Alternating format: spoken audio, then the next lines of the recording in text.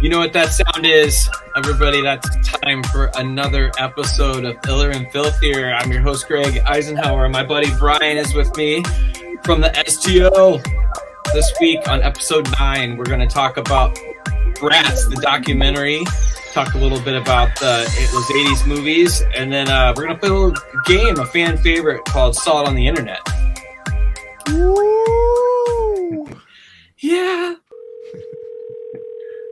Hey, Brian. So, what are you doing, man? Well, I sat back and thought about the things we used to do. We had a lot of fun. You really want to do this with me? Bro, you know I do.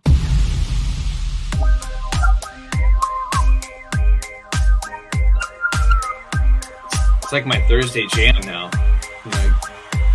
You think people, even though we've said it several times, do you think people know that comes from the Milli Vanilli? There's got to be some people that get it.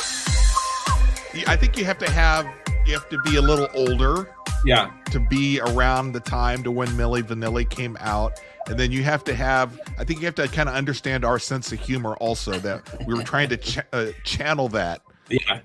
All of our jingles, we try to channel something. That's the fun part about jingles and our songs. And I'm Brian ready to Eyes. go. I think this is. I'm ready to go for a fun show. Episode 9. Can you believe it? Yeah, the 10th one will be free. So, like, for people that have hung around, you know, Listen to 9 of our episodes. The 10th one is free. and it's going to be a good one. We don't know what it is yet, but well, we kind of do. Yeah, we've Got been able to kind of plan. We do. Yeah. This Not show fly is by the seat of our pants so much. Yeah. but we are, but we're not. But it's been organic, and I think that's what's been super fun about it is Brian and I purposely are trying to make it a little organic and fun, and that's why we don't share things with each other sometimes. Like sometimes we do, sometimes we don't, but it just seems to make it more fun. And so we were trying to find a way to like organically go topic to topic, and so far it's been working out pretty well. And I think there's ways to connect on these episodes, so it should be cool. So explain how we got onto today's topic, because this was a text message that you sent to me just a few days ago. I think you were you out of town or something? No, we were back, but we caught it. We went to Nashville last weekend, but on like early this week, Monday or Tuesday, I've been seeing it. I wanted to watch it. The Brats documentary. I was like, oh, I want to check that out. I was a big fan of those movies and those guys, and it's just our childhood. I feel, or my youth, I guess, not childhood, but like our youth and growing up, and like, so I was like, we checked it out. Rachel watched it with me. She loved it, and so I sent it to you, and just thought, as I heard people discussing it, on different outlets, I was like, maybe we should chat about this. Be a fun one to go through. Did you guys together. watch it when you went to Nashville? No, we watched it when we got back. Oh, so I'm kind of curious, like when it's just you and the wife on these trips, do you keep it strictly business, or is this kind of like the honeymoon when you guys get to leave and go out of town without the kids? Seriously.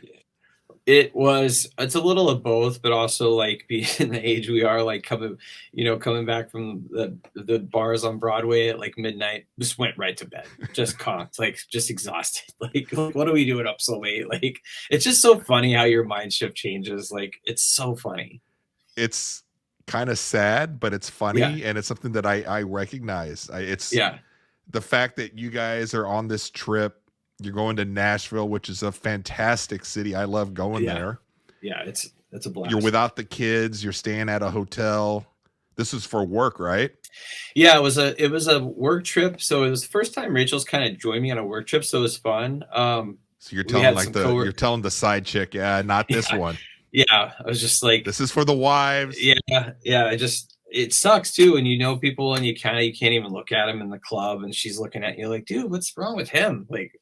Then and then you're the people that you work with. I think you guys all have to understand. You'd be like, look, bring in some wives with us this time. No inside jokes. Nobody gets in trouble. Yeah, it's it was fun though, because my coworkers are great. It was fun. Like, there was another couple that came, so a buddy and his wife, and then we brought some friends with us too, and then coworkers. So it was a fun mix of like getting to hang out, and so we had a really good time. Nashville's awesome.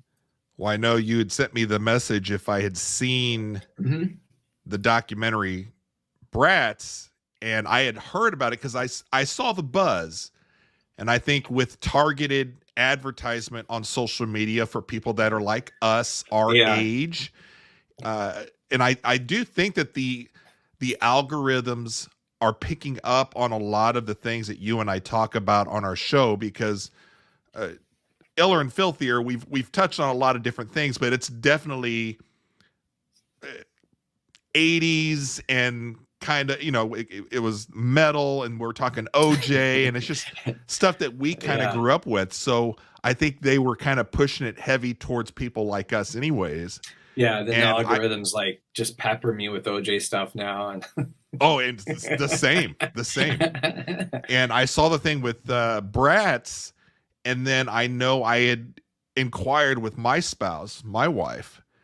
I said, hey, can we get this in the rotation? Because, it's a constant debate. Yeah, what are you watching? Yeah. What are we watching next? And then do we slot it in? Is this one to where we're watching in the living room? Is this the content that we watch in the living room? Or is this the one that before we go to bed in bed? That's Bridgerton. That's Bridgerton. Oh, is that Bridgerton for you guys? No, I'm just kidding. No, she's watching that by herself. Yeah. I tried that for, I think, one season, and I get it kind of, but I'm like, this is just not really very good. But she passed on it. And she's usually, she's all for the nostalgia also, but I think because of a lot of the critical reviews of it, and we'll get into it tonight, she was like, yeah, why don't you do that one on your own? I said, that's fine. I'll do it on my own. And then I think it was last night, Greg, and I know when Greg's like excited about a show coming up, because he's like, what's up? Are you ready to go? I'm hyped up for the show. And I am too. No matter what we're talking about, I think we make it kind of fun. And he's like, what'd you think of the documentary? And I'm like, rule number one of Fight Club is we can't talk about this stuff before the show. That's right. I love it. So it's a good policy to hold on to, because I was like, just save it for the show unless you really, really want to know. Sometimes it's more of a casual me, just like, are you like, yeah, man, it was good, or like, like don't need all the details, but just do. That's the tough thing that I'm maneuvering about, because as much as I would love to, like, if we didn't have a show, I'd be like, oh, dude, and just kind of just texting you about it. Yeah, no, I like it. But then I'm like, if we go through this again, then we have to kind of recreate the the organic conversation of it. And I'm like, okay, I get this. Has to be the show producer Brian has to step in and make sure that we save it for the show. Well, that's a good idea. I've got the trailer. Do you want to see the trailer? Yeah, let's check it to get everybody just kind of in the mood for this Andrew McCarthy. He's the one that produced and directed it. So let's go ahead and check it out. If you were coming of age in the 1980s, the Brat Pack was near the center of your cultural awareness. But for those of us experiencing it from the inside, the Brat Pack was something very different. On June 10th, 1985, New York Magazine published Hollywood's Brat Pack. I just remember seeing that cover and thinking, oh. From then on, my career and the career of everyone who was involved was branded to the Brat Pack. I'm really sorry that article had to come out. I've never talked to anybody about what that was like. So I thought it might be interesting to try and contact everyone who was in the Brat Pack. Hey, Emilio Estevez. This is Andrew McCarthy calling you. Hey, Allie. Hey, Demi. Hey, Molly. Let's call Rob. Hello. Judd? Me? You around? You were not interested in talking about the Brat Pack for years. I turned everything down. How come you're talking to me? Because you called me. It was time that we clear the air on a couple things. I love your stuff, Bob. Hey, thank you. I hated the Brat Pack for decades. What a disaster. If you could have the Brat Pack name not exist, would you? It really irritated me. They said, what's more important to you, the movie or your life? And I said, the movie, Andrew.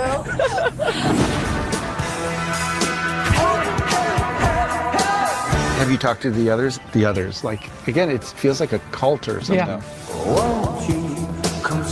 Why did we take it as an offense Well, as opposed to like the brat? because we were young? We were If we're- afraid we were brats. You know? Are you in the Brat Pack? I'm Brat Pack adjacent. That's what I was saying. I am not in the Brat Pack. Crush on you back in the day? You did not, Andrew. No, you did not. Being in the Brat Pack not only changed all of our lives, it changed what entertainment is. I mean, I'm not going to say we were the Beatles or anything. Well, we didn't fill Shea Stadium. There were moments. We could have. 1985? I think we could have. So what are you filming? Oh, we're just doing this documentary. What's it about? Ancient history. All right. So, I mean, the nostalgia part of it for me, when Greg proposed we do this for the show, I was like, yeah, let's do it, because it reminds me of a time in the 80s to where I'm coming of age and I'm remembering all of those movies, and I was like, that would be a lot of fun. But I'm curious, Greg, when I think about the Brat Pack and going back to that time period in all these movies, for me, and what brings chills to me, like I got goosebumps. Hey, Jeff's here. What's up, Jeff? What gives me chills is the soundtrack, is the music to all of these movies that make me go back to that time to remember like really good times. Yeah. The music is, and I don't know if that's what it seems like. These movies was a jumping off point of that, and I don't know if it was just we were old enough to draw that connection, or the first time you're feeling like emotions, or like I like the relationships, the music, like all of that. And right, it feels like that's where it started. Like Footloose was probably the first one that jumped out at me like that. And that they showed that in the doc. Footloose was when they were talking about movies kind of directed towards that age group. So one of the things I loved they talked about in the documentary was that these were the first kind of movies directed towards kids, and they put kids to star in. And I was like, oh, it was just interesting to hear. I don't know if you caught that. No, yeah, I caught that. I think they said specifically like kids 18 to 22 or something. That these are stories about them, by them. It was the golden age, I think, of where a lot of the entertainment was really geared towards the older teens. Yeah. And that basically, I mean, I was born in 1975. So mid 80s, I was just coming around to where I'm noticing girls and the crushes and stuff like that. And it's kind of weird because I look back on all of these movies that, let's just say, are part of this collection of what the Brat Pack is kind of representative. And there's certain ones to where I feel like I can see myself in certain characters. Right. And then there's other times, and ironically enough, specifically to the Brat Pack and like the Breakfast Club, or the Breakfast Club, right? Yep. I don't see myself in any of the characters. So I don't have a real direct connection with all of those movies. Yeah. But I do with the music. Yeah. Yeah, for me it was both. I remember my group of friends, like when St. Elmo's Fire came out, it was like that was the first one that kind of dabbled into relationships a little bit. Like that was a little bit older feeling post college vibe movie, whereas Breakfast Club was, targeted to feel like high school. And I think it was cool because you could see yourself in a little bit. Like I think I just identified with the fact that there was just a type of person. Like they tried to hit the cliche, like stereotypical, like high school kids, And then in St. Elmo's Fire, that one was more like we all would talk about which person we were. Like there was this, like the way they handled their relationships or whatever. And it was just, I just remember that always like being like, oh, which person am I in the show, And do you remember off the top of your head any of the storylines or characters or the stereotypical character that they were setting up? Like, who did you identify with? Because I have a hard time in trying to figure that out myself. Yeah. The only one I can even think of off the top of my head, you remember Can't Buy Me Love? Yeah. Yeah. Of course. I kind of relate to him a little bit, but not really. Yeah. Yeah. No, I think it wasn't so much a relation to some of those, but like in St. Elmo's Fire, like I loved Kirby, the character that Emilio Estevez played, because he went like crazy for this girl and like drove up to this like cabin to try to meet her, and she was with somebody else. And I was like, I always did dumb stuff like that. I'd be the guy that would be like, oh, she's amazing, I'm gonna chase after her.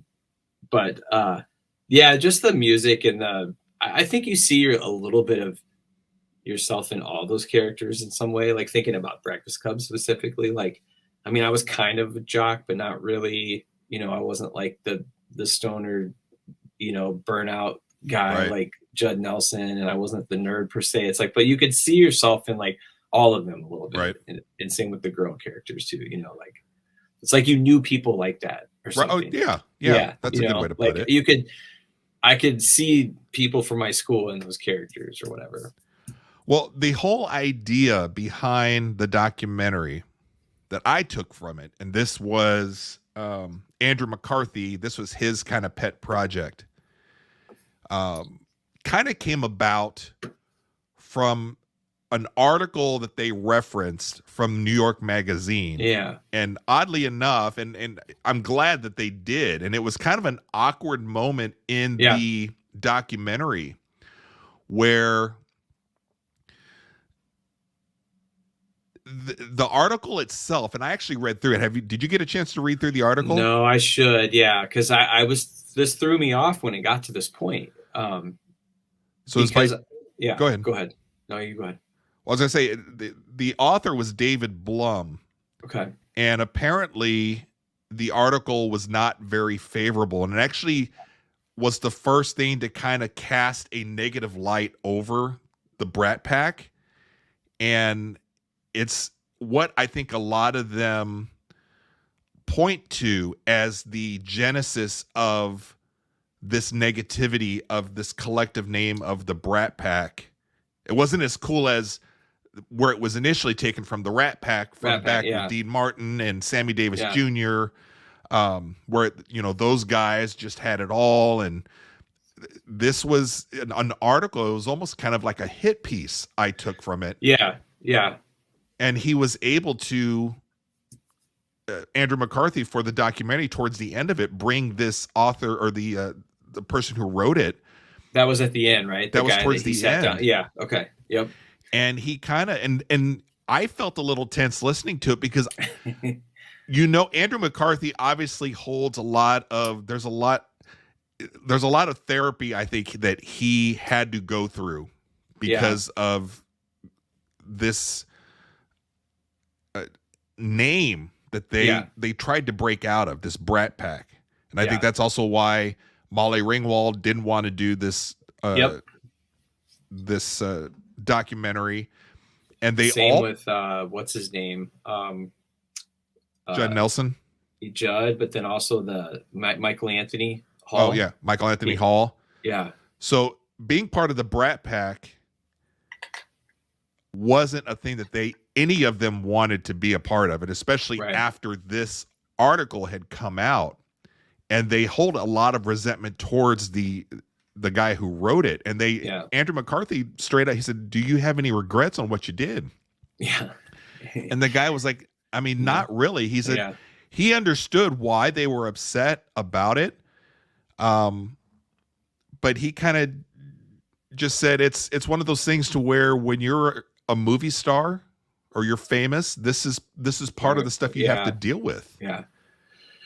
Yeah, this caught me by surprise because I had never thought of it as negative. I always thought it was a cool nickname. And so to hear how they all hated it, I really was taken back by that. Like I had never, in my mind, I never viewed it as a negative thing. I was like, oh, the Brat Pack. It's like, I thought it was just a funny name. for these guys, these guys as they were in movies together, but to hear how they speak about it and how it kind of maybe even to a degree hurt their career a little bit. Yeah. Or it was almost the way, like, I feel like how maybe boy bands were viewed at one point, how they're talented people. They don't Right. not work hard. They're very talented, but there was like the stigma. And I think that's what they kind of got into, was like, they wanted to be away from each other purposely. They didn't want to like be in a movie with another person for that reason, and that they were going to be like, oh, it's another Brat Pack. I think when he talked to Rob Lowe said that there was several movies that he was offered. He says, I'm not doing it if Andrew McCarthy's doing it, because I don't want to be associated with this group. Right. And I think part of it was this article kind of painted them as this superficial outcast group of just people that don't take acting seriously. Yeah. And I think a lot of the actors and actresses kind of resented that because they found it hard to break out of that mold. Right. It sounded like they got painted into that unfairly. I mean, he mentioned Andrew had gone to New York, school. He'd worked hard and gone to school and everything. I mean, so these guys were hardworking actors, and to get that label put on them kind of unfairly. Yeah, I was surprised at that, to how much it haunts them, I guess. It affected some of them, not all of them. Obviously, Rob Lowe was fine. Amelia Estevez is fine. Yeah. Demi Moore, she was fine. But they all took it as kind of negative. And here's the interesting thing. So you just said that you, up until watching the documentary, you took it as kind of a positive thing. Like, looking back nostalgia-wise, Brat Pack was kind of cool. I was on the other side of it, to where when you say Brat Pack, the faces that pop up for me are the ones that are in Breakfast Club. That's the Brat Pack to me. Yep. And I look back on those actors and actresses within the Brat Pack, and I do see them as, I'm going to say, because I don't have a better way of saying it, but as almost failures, that they didn't reach their full potential for whatever reason, whether they weren't good enough, or maybe they were kind of typecast a certain way and they couldn't break that mold. Yeah. But I took it as not necessarily a positive thing either. And what was your overall feeling of watching the documentary? It wasn't because it seemed like a little bit of a therapy session. Like, it wasn't as maybe enjoyable as I thought it might be, only because I thought, I think they did. They had a lot of fun for sure. I mean, they were A-listers, but yeah, Jeff makes a great point. He's saying they made a lot of money, so get over it. Which it was whiny. That's how I lean. Yeah. It was a little whiny, and you could just, like you said, you could tell he was just trying to get over some things and wanted to reach out to other people. But so that, I was hoping it was a little more like celebratory of like a little trip down memory lane kind of vibe. Right. And to hear that they're like, not maybe the best of friends, and like, they haven't been hanging out together all these, but that makes sense. I mean, it kind of does. Like, if they were all bugged by that stigma. I thought the documentary, as I was watching it, and I was hoping for a more nostalgia type thing, and I took it as I'm watching more on the cringy side of it, with a little bit of the therapy part of it. Yeah.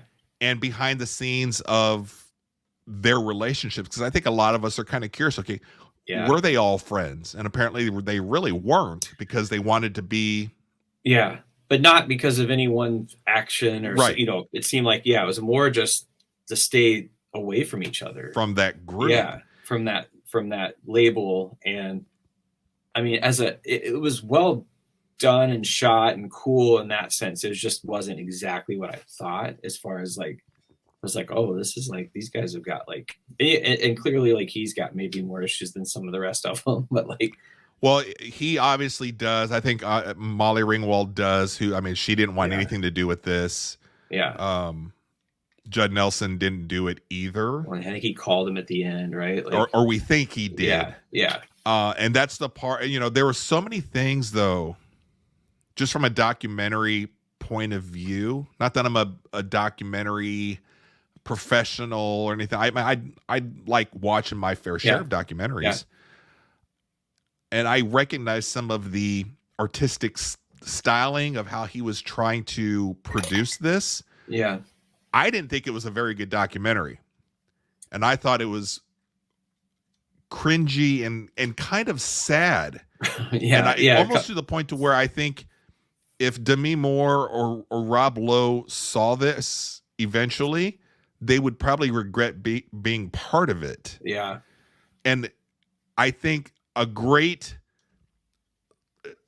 synopsis of this documentary for me, how cringy and just how lost Andrew McCarthy felt. If you notice, whenever he was going somewhere to go meet somebody, he was always lost. He couldn't find them. He's like in his car and he drives past the wrong street. Good point. Yeah. And he's never, and I'm just like, oh my, this guy, he's got some, there's other issues going on. And I just felt sorry for him. Yeah. And I don't think that's what he intended. Probably not. And I liked his I thought Rob and Demi, especially Rob, brought such a positive light to it too. They seem to be like, dude, like, like it is what it is. Like, they seem to have a little more positive. Like, I thought Rob just seemed like his character on Parks and Rec. He just seemed like he's got a good life. He's happy. Don't you think that comes with being the more successful of the two? Probably. Yeah. That he felt like, I think he senses sitting across from Andrew McCarthy and knowing the stigma attached to this Brat Pack thing. I think he was trying, because I agree with you. I took Rob and Demi as being a little more upbeat and trying to lift people up from this. But then also I'm like, they're obviously the more successful of that group. They seem like the elders to a degree. Like, but Andrew McCarthy was in just some killer movies though. He had a run that was just awesome. I mean, between Mannequin and Weekend at Bernie's, I mean, just some funny and all the like. There was the ones he was in with like Robert Downey Jr. There was a couple of those. I can't think of the names, but some of those, they're a little more serious, but there's some good movies like during that era that he was in. And I think maybe what Andrew McCarthy and maybe a couple of the other ones wanted more of the bigger roles to where it's a little more dramatic or serious of roles, and they just couldn't get to them. It's hard. Remember a lot of their movies, to be honest with you. But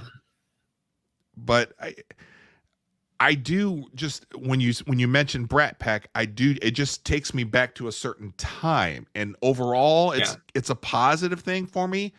But if we were to kind of drill down into what does the specifically Brat Pack mean to me, I take it kind of as a negative. And it was interesting for me to hear that it's hard to determine, okay, well, who was in the Brat Pack? Yeah. There's a lot of, like you said, there's the core, and then there's the adjacent ones. Like somebody made that reference. I'm a Brat Pack adjacent, because there's definitely like a little spillover of people. I was like, oh, I forgot, like that Timothy guy. I forgot his name. He's one that's like, oh, I forgot about him. But yeah, he kind of was in that. They talked about realm. Tom Cruise. Was Tom Cruise? Part of the Brat Pack. He kind of yes and no, because Outsiders. I mean, Outsiders had all those guys. Like, it's hard to kind of put in there. So whenever I think about that, and if I were to say, well, which actors were part of the Brat Pack, for me, it's the Breakfast Club group. But when St. Elmo's Fire, because it's St. Elmo's Fire.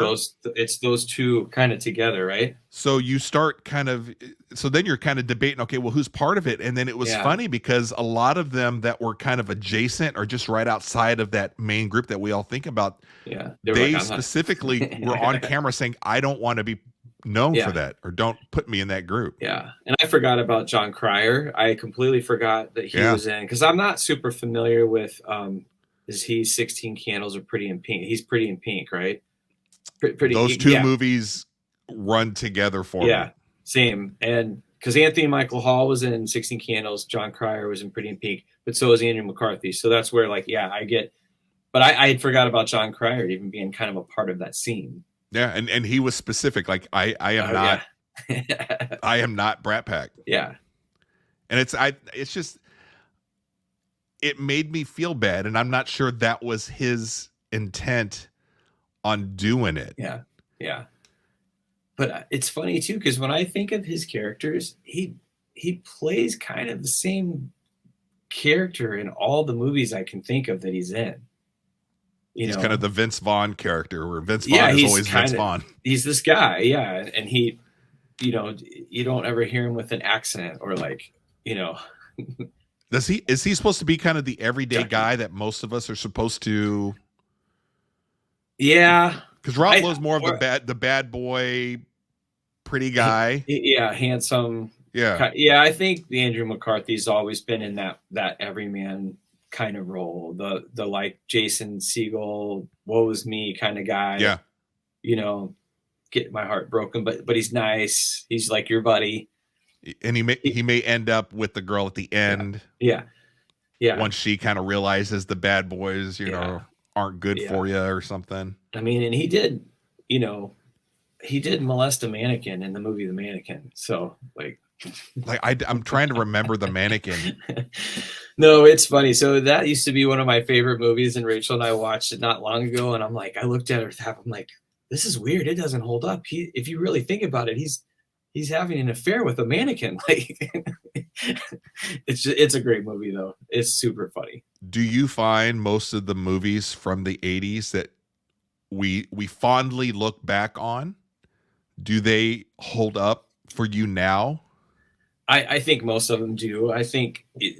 I'm sure some of them are pretty darn cheesy, but the ones that rise to the top, I think those are still good for a reason. Like, I think you could watch Breakfast Club. I could still watch that and have feelings, and like, I think they did such a good job. I mean, they were really good actors. I mean, that's why I said St. Elmo's Fire, all those movies have so much emotion and stuff like that real people are going through. And they hold up for you. Do you think that they would hold up with your own teenagers? That's a good question. Like, do you know, has Kenley or your son, have they sat down for a family movie night? Have you guys watched some of these old 80s? We haven't watched anything funny. We watched The Shining, and I think they thought that was stupid because they just want somebody to jump out. Like, all the scary movies now are just jump scares. But I don't think my kids would enjoy these. One of our fans is ripping us online. Rachel 319, whoever. No, I'm just kidding. Oh, my wife said Andrew McCarthy was the rich popular kid in Pretty in Pink. She said, "No, you're shit." So I guess he played the rich popular kid in that. Well, he still looked like the same guy. Rachel. No, I don't know. Kenley's getting to that point where she'd probably get into like stuff like she's watching Glee now and some of those things. She hasn't gone back to the 80s, but I think they kind of hold up. But I don't know. The music is probably what really drives it, to a degree. It was just that soundtrack of like that time.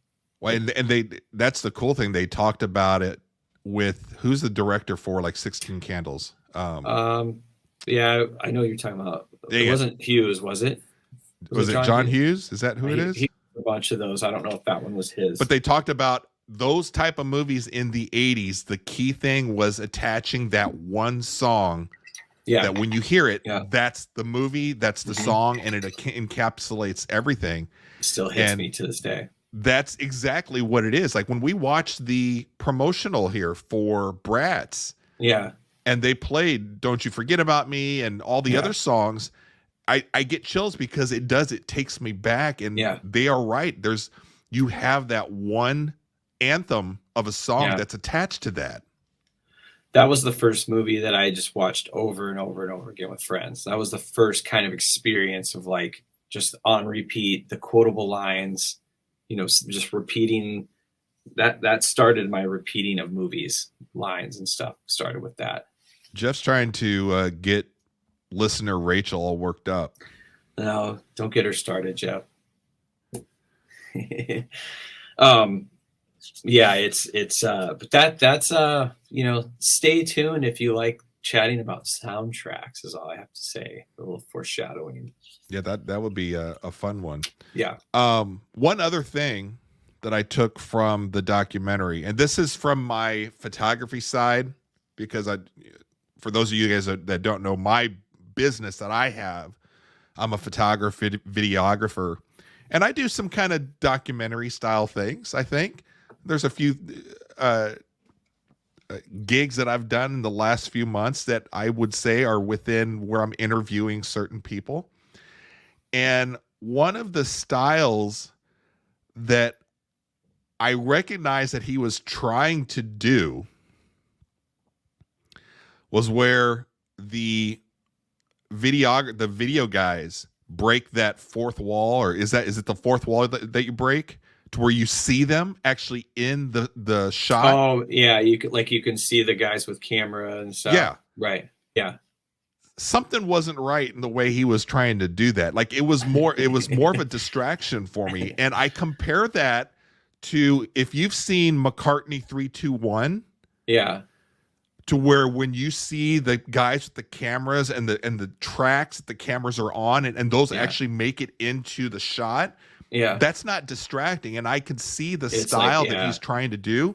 That's but on funny. this one here, it was kind of weird. And I don't know if this was kind of like. Well, he filmed some of it from his phone, didn't he? Or he had, like, because I think there was one scene. She was like, "Why do you have your phone on me?" Was that Allie?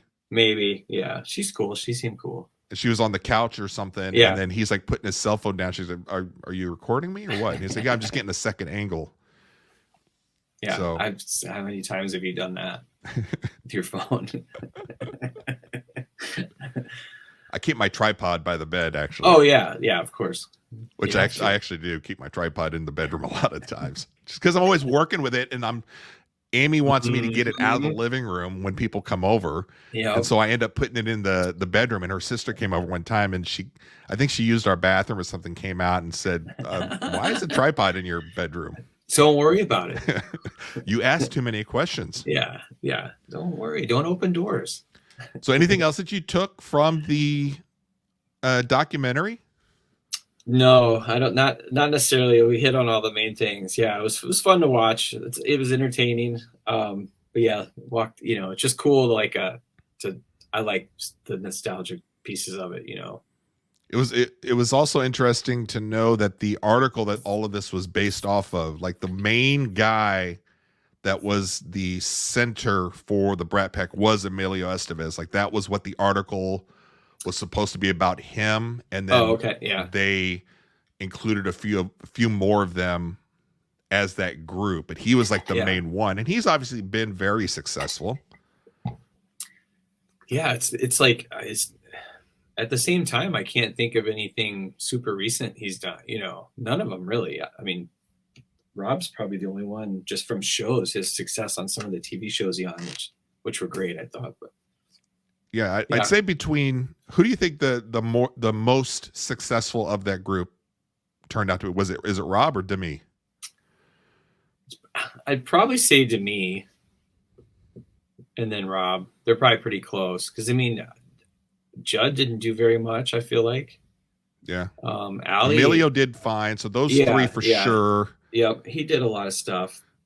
But Ali Sheedy, no. Yeah, she didn't, but yeah, and Molly Ringwald didn't do much at all after that. I think she got into like the mom life and stuff. I thought I saw something where maybe she's, kind of just got away from that altogether. Yeah, I see on IMDb, it said Andrew McCarthy reached out to Judd Nelson to join the Brat Pack reunion, but Nelson politely declined. So that's how I kind of took it at the end, to where I thought he was going to pull out after the credits rolled, that Judd Nelson would come out or Molly would come out and we would see them like briefly.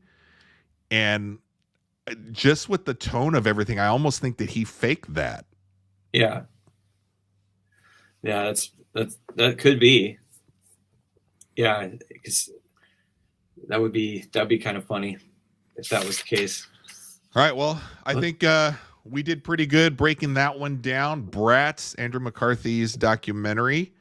And I think, are you ready to go into the I Saw It on the Internet? Yeah. You ready for that? Yeah, we can do that. Yeah.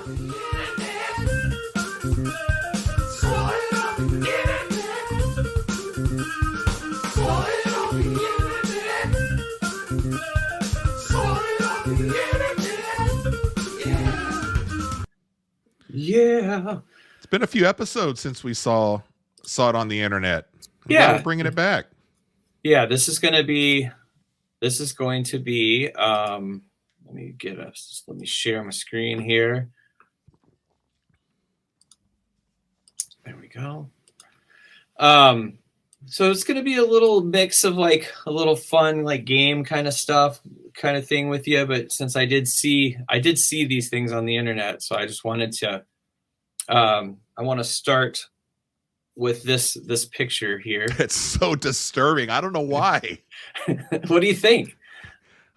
I see that, and it's like a creepy ad that comes up on Facebook that, you know, they used to keep these kids locked up, you know, back in the 70s.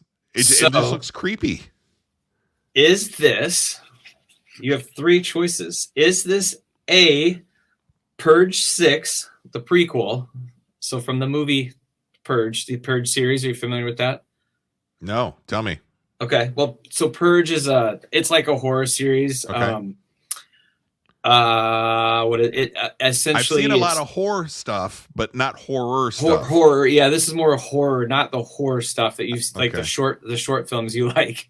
No, it's the Purge is essentially a series about where every so often the society takes off where anything goes for like a weekend. Yeah, and they think that gets everybody's badness out of them, so you can kill, rape, murder, steal.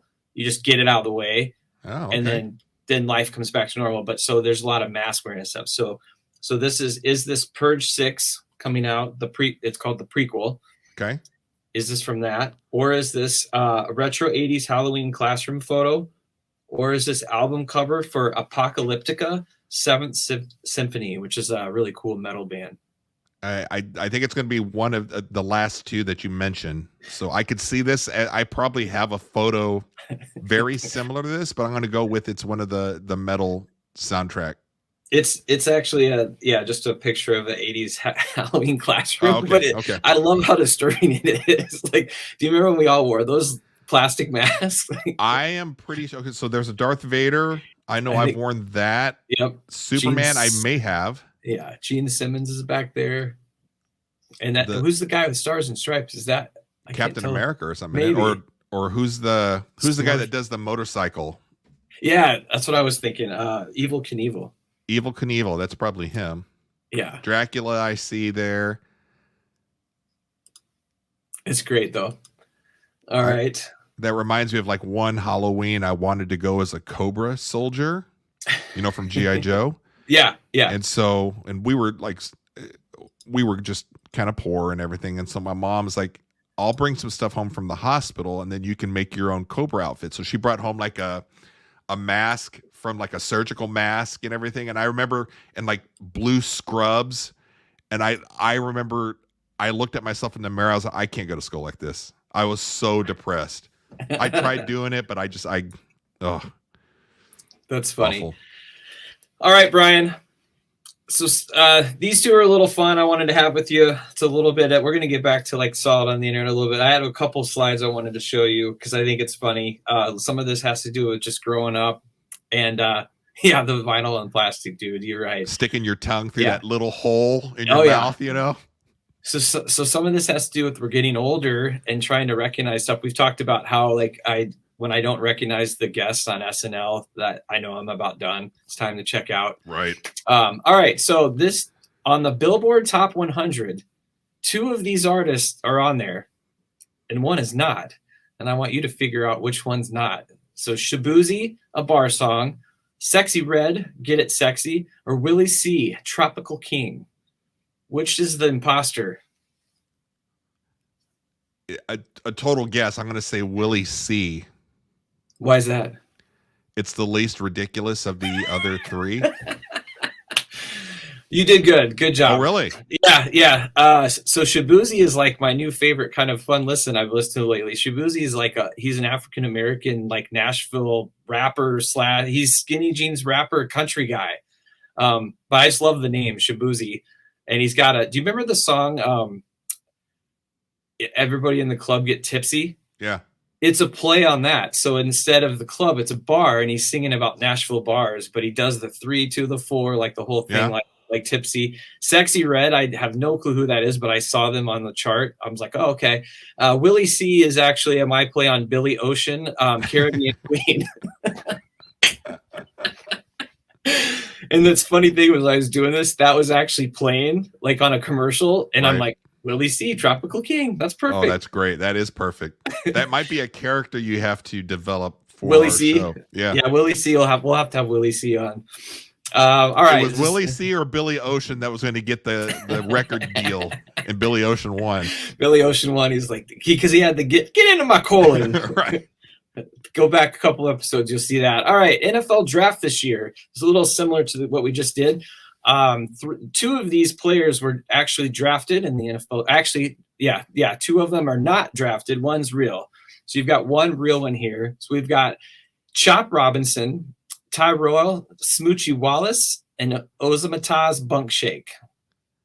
And one of these actually got drafted this year in the NFL draft. It's like a Key and Peele sketch or something. And I mean, when I used to play fantasy football, I would know this for sure. Yeah. Tyrell Smoochie Wallace, Ozamataz Bunkshake, and Chop Robinson. I have no idea. I'll say that there's one real one. Yes. I'm going to say Chop Robinson. Damn it. You're 2 for 2. Yeah. Yeah, Chop Robinson. I was struggling with where to put him in orders. I was moving around. But, yeah, Chop Robinson was drafted. I think he's from Penn State. I just had to find a funny name in the first round. But, yeah, one of my favorite skits of all time. I absolutely love Key and Peele. But, yeah, Tyrell Smoochie Wallace, Ozamataz Bunkshake Do you remember, are from their characters they did. Oh, was it? Okay. Yeah. Yeah. So you remember that sketch, then remember SNL did something similar, and I was like, how do they not know Key and Peele did this already? It was great. Those 2 introduced it, because I always used to tease. I would make Rachel, as much as she watches football with me, like I go watch when they do. You can almost guarantee you can tell like where the player's from, and they just hit on it so well when they do these, and they just get into these crazy names. So it just cracks me up. All right, let's jump up out of here. You did good, buddy. You're killing it on this. I got to get more creative with my names. So we're going to get back into a little bit of saw it on the internet. So I saw this the other day. I've seen a bunch of these lately, and they're just they're blowing me away. Let me see this one. I've been seeing a lot of this lately. So just take that in for a minute. These I see these all the time on Instagram and TikTok pop up, and I get so pissed at it because I fall for it every single time. And I'm like, I think we should put together one for Iller and Filthier and just throw it out there just to see what people do. Yeah, it's but when when I see these, it just blows my mind. Like I saw one not too long ago that said, like, if Back to the Future was made today, they would go back in time to 1994. I mean, if you think about that movie and how far the 50s felt, like when they went back, and like it was like another world, right? And so it's just funny to think that if you traveled back. So when I think about 2024, 1981, and 1938, all right. Does the math work out on this one? I thought it did. That's the problem. Like, I am terrible at math, and this is what these slides do. So the original meme or whatever for this is something like this, to where they say this 2024 is the same as when the Beatles came out for our parents or something when we grew up or whatever. Well, what they do now on TikTok and Instagram are like 2024 is as far away from the year 2000 as when the Declaration of Independence was signed. And so they have it on there, and you start looking at it and you're like, wait a minute, the math's nowhere near that. But it has like 150,000 views. And so people just do the most ridiculous things, and nobody calls them out because, you know what I'm saying? We're not doing the math. 1990. Let's see, 2024 minus the 1981. Yeah. See, this just doesn't look right. but it probably is. I just don't know the math. So I'm like, yeah, 24? they're both 43 years. Yeah, they're both 43 years. Are they? Okay. Yeah, so it just caught me like it's a funny one when you see it, because when you think of 1938, I mean, that's like it's freaking Titanic time, 20 years after, so I started thinking about this. Okay. In 1938, 1981, and 2024, I went and looked at the #1 song of the year that year. These are lyrics from said songs from each of those years, and I need you to figure out which one's which. So these are 3 separate songs tied to these years, and just like a little verse, if you will.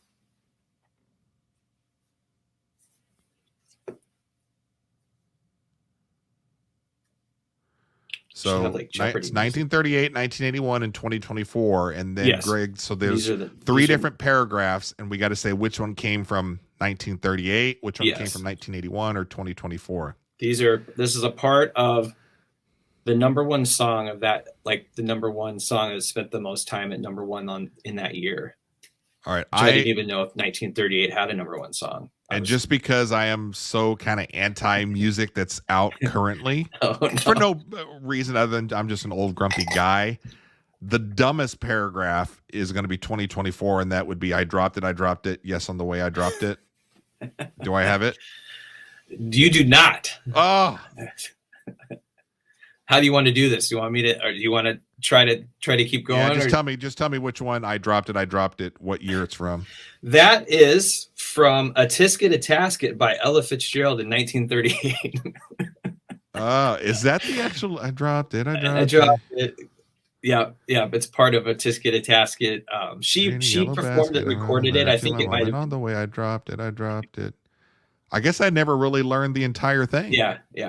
Interesting. Okay. That's funny I love that you picked that one. All right. So the other 2, why'd you throw them stones if you had a wild hair of your own? Or 2, living in your big glass house with a view. It sounds a little melodramatic, so I'm going to go 2024 on that one.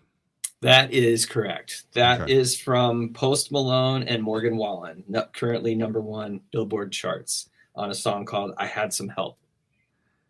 And then the other one, now that you're saying it's so 80s. That's 80s there. 1981. She'll expose you when she snows you. Do you know what it is? She's ferocious and she knows just what it takes to make a pro blood. Kim Carnes. That's right. And she has what kind of eyes? Betty Davis eyes. There you go. Yeah. There you go. That was a hard one because I had to, she says Betty Davis eyes a lot. So I was like, yeah, that would kind of. All right. So then we've got slang now. Thought it'd be fun to look at some slang. All right. So 1938, 1981, 2024. This is popular slang from those years. This one should be easier, I would think. All right. But maybe so not. 1938, Since you're so hip. 81 and 2024. It's either bussin', bumpin' gums, or tubular. So I'm going to go tubular for 1981. You are correct, sir. Bussin' for 2024 and bumpin' gums for 1938. That is correct. Yeah, bussin's popular right now. That's 2024. Totally tubular. That was a tougher one, or as far as like trying to find stuff that jumped out. But I thought bumping gums was kind of funny. There's something sexual about bumping gums, right? Nowadays? There could be. I mean, we can make anything sexual. Yeah, but there's what's it when you bumping uglies? I don't think so. There's something. It's the when you got the scissors going. I don't know what. Isn't that bumping? I don't know. I don't think so. Where's listener Rachel? She might know.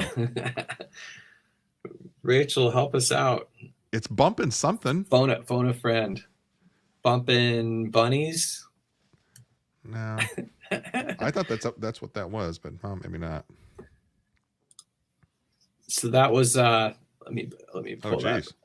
What happened? There you go.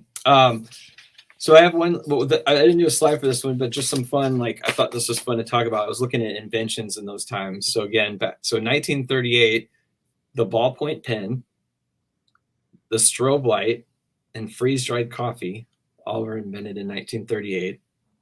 So it's kind of funny as you go through like these. You can see what was, at that. Those are like, just the strobe light. That's funny that was invented in 1938. Yeah, no kidding. Can you imagine some dude in the 40s just like, check this out? Right. And some guy that's a pervert and he's just doing the helicopter with his thing with the strobe light going. Exactly. He's like, Milton, look at this. Look at this. Check it out. Hey, come over here, sir. Check out this strobe light. 1981. Big year. Donkey Kong, the game, was invented. Yeah. The PC, IBM came out with the PC, and Osborne 1, which was the first portable computer. So kind of like the first laptop, as you can imagine. It was like this big and probably weighed like 1,000 pounds, but very much a computing year. In 1981, a ton of like kind of computing stuff was kind of making its way out. Rachel says there's not anything even dirty on Urban Dictionary about that. Thanks, caller Rachel. There's something when two girls and they've got the scissors going thing that's bumping something. The only thing I've ever heard is bumping uglies. Uglies? But that's like a slang for like getting it on, like two people. What's ugly? I don't know. Bumping uglies. I'm not sure. I'm obsessed with this. When we get off the show, I'm going on all my sites looking up all the keywords. So after all these cool inventions that kind of helped us move forward in the world, in 2024, we have a need to pee predictor, which is exactly what it sounds like. It lets you know that you have to pee. Right. Which, I mean, I always have to pee. So, I mean, I don't know how you don't know. A walking assist robot. It's like this thing you strap on your legs and it actually like helps your legs. It's like a whole device thing that you get in and it like kind of helps you walk. Like an exoskeleton? It's kind of like a lower body thing, right? But it's more to just kind of take the pressure off and help, I suppose if you have issues or maybe it takes pain out of the way. And then a desk bike. So like a bike that you sit at your desk that will charge your phone. That just seems like a lot of work. I've seen variations of that. And then something called a sex swing. I don't know what that is. I've got one upstairs. Actually, I do have a friend that has that. That's awesome. Well, I thanks for letting me play the little 1981, 1938, 2024 with you. And we were talking about the 80s, so the masks kind of had me going when I saw that meme. I was like, I want to talk to Brian about this and just laugh about how long ago some of these things seem. It's fun to think about, and then it's depressing, and then I won't be able to sleep tonight because I'm like, oh, jeez. One of us could just wake up or not wake up tomorrow, and people are like, well, I mean, they are that age. They were old, see? They're flapping their things with strobe lights. All right. Well, another great episode. Episode 9. The next one, episode 10. It's free. They're just rolling. And just so that you guys know, because I don't think anybody has downloaded our podcast. We're out there on all the podcast platforms. If you kind of like to take us to work when you're driving in the subway, doing whatever, you can find Iller and Filthier on YouTube, Instagram, TikTok. Let us know if you're out there. Follow us. Give us a like. What else can I beg for? Yeah, like boob shots. Boob shots, like send them to both of us. Where's that listener, Rachel? Send us something tonight. All right, guys, we'll see you next week. Later.